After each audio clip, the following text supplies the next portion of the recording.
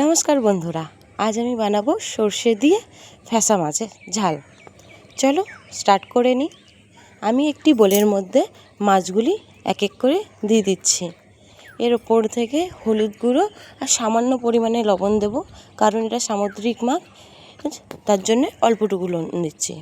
ভালো করে এপিট ওপিট করে গায়ে মাখিয়ে নেব। মাছটি মাখানোর পরে আমি 5 মিনিটের জন্য একটু রেস্ট করতে দেবো। আরেক দিকে আমি একটি কড়া বসিয়ে রেখেছি। কড়াটি গরম হতে দিয়েছি, গরম হয়ে এসছে। এর মধ্যে আমি তেল দিয়ে দেব।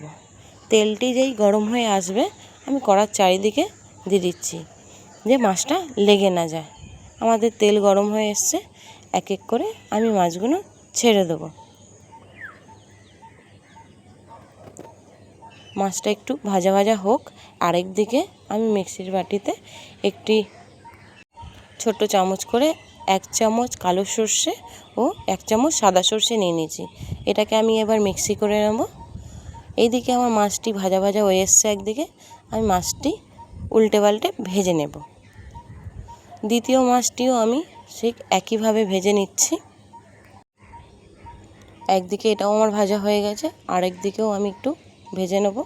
ফ্যাসা মাছ বেশি ভাজবেন না, গাটা কড়া হয়ে গেলে ভালো লাগে না। মাছটি আমার ভাজা হয়ে গেছে, তো আমি একটি পাত্রে সার্ভ করে রেখেছি। এবার আমি ওই কড়ার মধ্যে একটু কালো জিরে আর চিড়ে রাখা 4-5টা কাঁচা লঙ্কা ফোড়নে দিয়ে দিলাম। এবার আমি এর মধ্যে বাকি গুঁড়ো মশলাগুলো এক এক করে দিয়ে দেব। গুঁড়ো মশলার মধ্যে বেশি কিছু দেব না, হলুদ গুঁড়ো, লঙ্কা গুঁড়ো আর টেস্ট অনুযায়ী লবণ।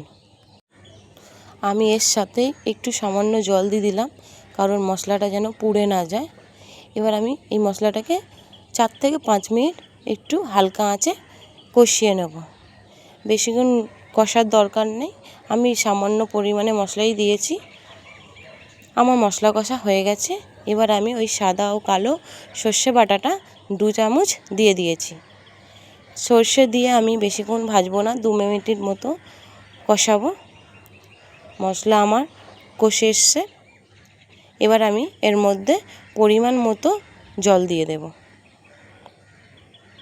আমি সামান্যই জল দিয়েছি, কারণ আমি ঝোল করব না, আমি ঝাল করব, গায়ে মাখা মাখা থাকবে এরকম, সেই হিসাবে আমি জলটা দিয়েছি। এবার আমি ঢাকা দিয়ে ঝোলটাকে ফুটিয়ে নিলাম। আমার ঝোল ফুটে এসছে। এবার আমি এক এক করে মাছ ওর মধ্যে ছেড়ে দিচ্ছি। মাছগুলো দিয়ে একটু নাড়াচাড়ি দিলাম। এবার একটু ঢাকা দিয়ে মাছগুলোকে ফুটিয়ে নেব। আমার মাছগুলি ফুটে এসছে, জলটাও অনেকটা শুকিয়ে এসছে। দেখুন, আমি এবার মাছগুলি সার্ভ করে নেব। আমি একটু বলে বার করে নিচ্ছি এক এক করে মাছগুলো।